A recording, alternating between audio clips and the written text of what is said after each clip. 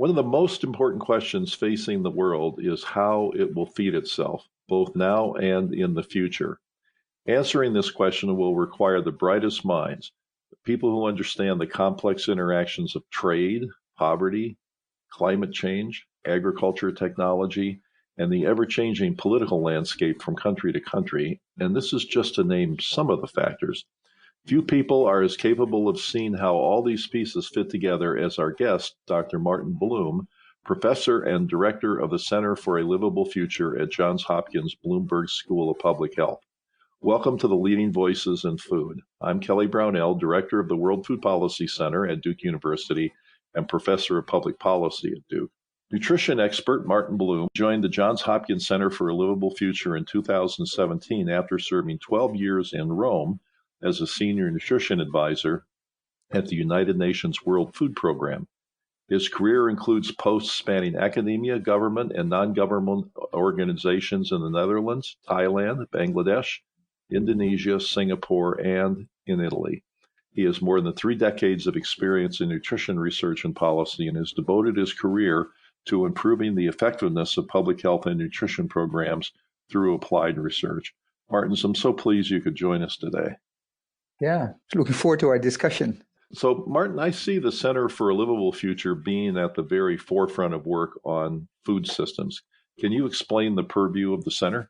We are in the process of a new strategic plan. And I can see if you look back over the past 23 years, the focus of the center was very much on food systems in the context of the US, so very domestic work, but looking particularly at the potential negative impact of the food systems on public health, with a public health lens, both looking at what happens very close to the food production, as well as, what the impact would be on consumers. Beyond that, the center was set up by Bob Lawrence, who was the head of this agency of the center for quite a long time. And under his inspiration, a lot of things have happened. Also a focus on urban food systems, particularly looking in the context of Maryland and, Baltimore. At that time, we used the term food deserts. But in principle, looking at access and what are the main determinants of people dealing with, in fact, both, these food problems. And beyond that, actually, I think the last couple of years, also there was a shift focusing more into the negative impact of agriculture on climate change and what could we do to mitigate those impacts. And of course, advocacy was always a big issue. So the Meatless Monday initiative, I think the center always worked on the scientific basis of that program. Well, I look forward in the future to seeing what directions the center will take, because I think it's done fantastic work in the past. So let's turn to the broader work that you've done yourself. So during your career, you've contributed to lots of prestigious and important activities, like being on the UN Standing Committee on Nutrition and working with the United Nations in a number of other capacities, also the World Health Organization. These activities and your own work give you a really very global view on nutrition and the state of the world's food supply.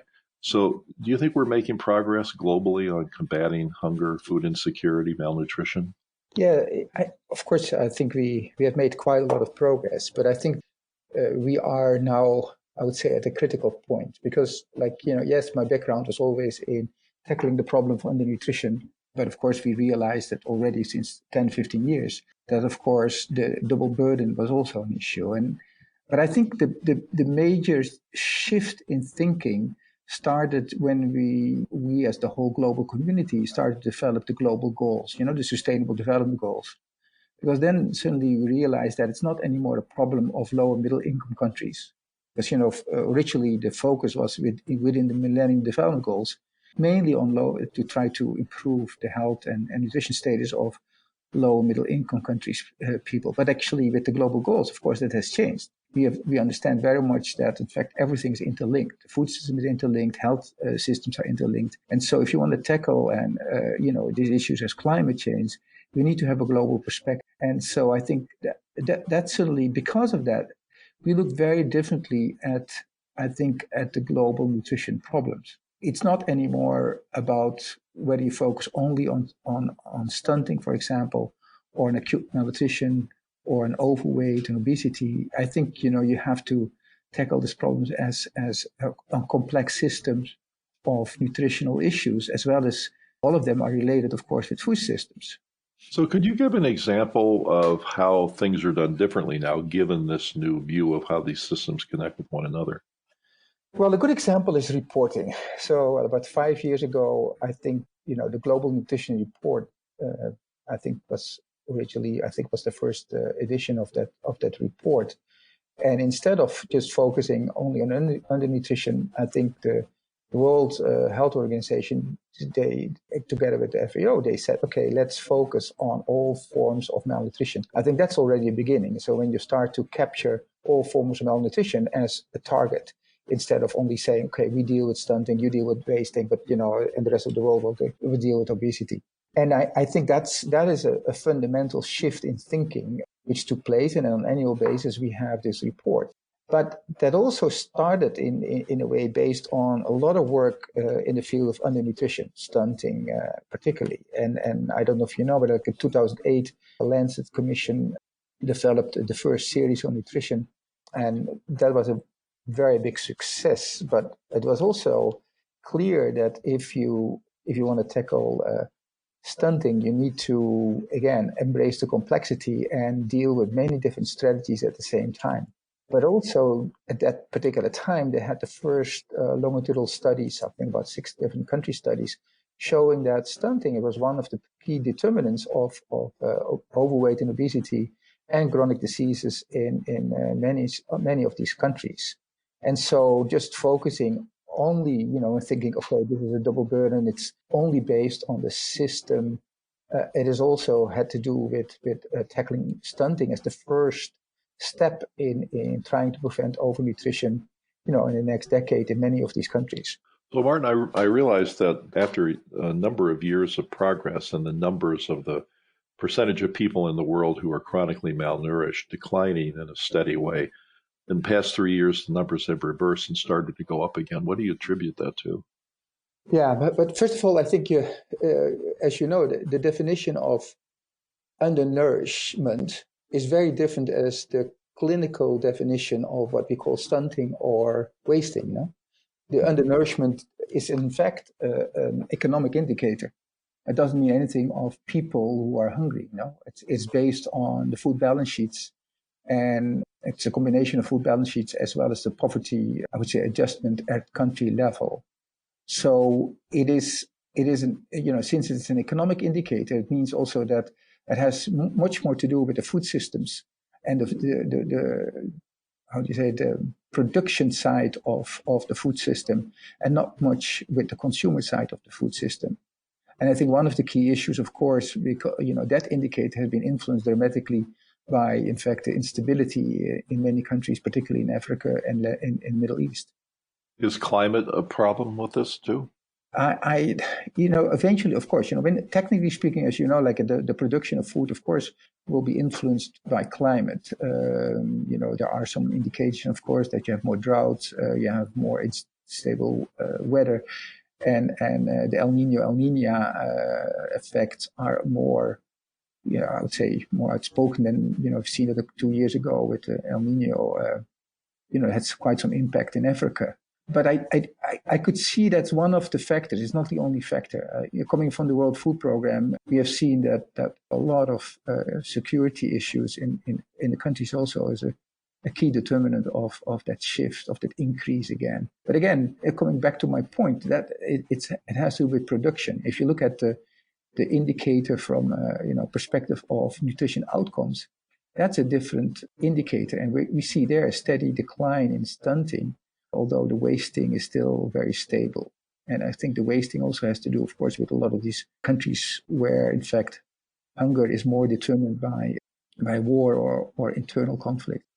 But that leads to the question I was just about to ask anyway. So if the world is producing enough food to feed its people, why is there hunger and food insecurity in the first place? You mentioned war and political instability as one of the problems. What are some of the others? Well, I know that it depends, again, where you are coming from. I tell you, a lot of people are always saying, okay, we have enough food in the world, it's just a matter of maldistribution.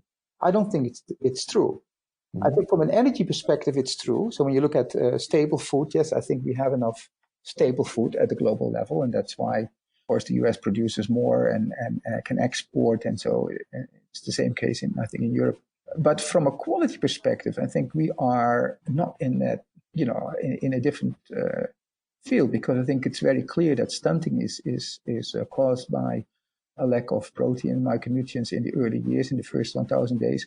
And that's still an issue, major issue in many countries in the world, and low middle income countries. You look at Asia, look at Africa, but also even Latin America in certain groups. So yes, it is a form of equity issues, poverty issues, maldistribution of food, but it's not the only issue. So the point is that if you have to look at energy, you have to look at quality. And quite often the discussion, particularly, coming from Rome, originally, the focus is always on energy. It's not for nothing that FAO had undernourishment as their indicator and not quality. But that shift is also, I think is changing. It's very interesting to see that after the last INS meeting about a couple of years ago, that the language of FAO is also changing. They focus also on micronutrients and proteins, and not only focusing on energy. Well, given that it's already difficult to produce enough nutrients to nourish the world, with climate change accelerating and with substantial population growth expected, how much of a challenge do you think it will be to continue to produce enough food? Well, I don't know. I'm much more optimistic. I think for me, I'm more concerned about the type of diets we are consuming than about whether we can produce enough food. We are just finishing a paper on looking at the impact of various diets in 150 countries on climate, and it is very interesting to me that if you look at, for example, in many countries, like in of course the US and Europe, we produce more than in fact we need. Based on a healthy diet. But of course, there are other countries like look at India, they still produce not enough from a quality perspective, at population level. There are other places in the world like Latin America who produce quite a lot, but in fact, there are still quite some level of undernutrition too, because of, again, on inequity issues. So what I liked of our paper is that what we show is that, for example, healthy diet is about the impact on the climate is about the same as if you are lacto-vegetarian, for example. So people who shift to be a lacto-vegetarian don't help so much the climate.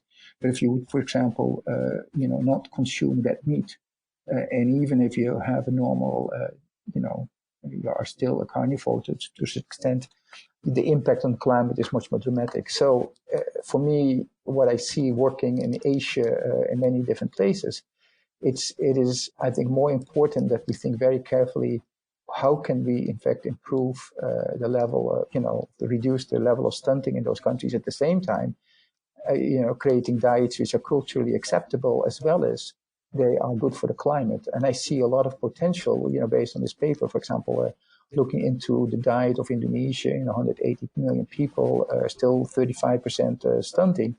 But if they would stick to their classical diet and only increase a certain amount of milk production, they can actually do a pretty good job, both on climate as well as reduction of undernutrition and preventing overnutrition. So it's really interesting. I think, that's the way we have to look at the world. So thinking, okay, by production, looking under overnutrition, tackling that at the same time, instead of trying to separate all these different issues as if they are, a separate problem. But of course, you need to embrace complexity by that, and quite often that's not what people like to do. Well, thanks for your perspective on this. And also, it's really nice to hear that overall you're optimistic, because not everybody is. And so let's hope your optimism prevails and that the world food picture continues to improve and some of these big issues can be addressed. So thank you so much for being a guest with us today on the Leading Voices in Food. Thanks, Kelly. Our guest has been Dr. Martin Bloem, professor and director of the Center for a Livable Future at Johns Hopkins Bloomberg School of Public Health. And thank you to our listeners. Please subscribe to the Leading Voices in Food at Google Play, Stitcher, Radio Public, or Apple Podcast, or by visiting our website at the Duke World Food Policy Center. This is Kelly Brownell.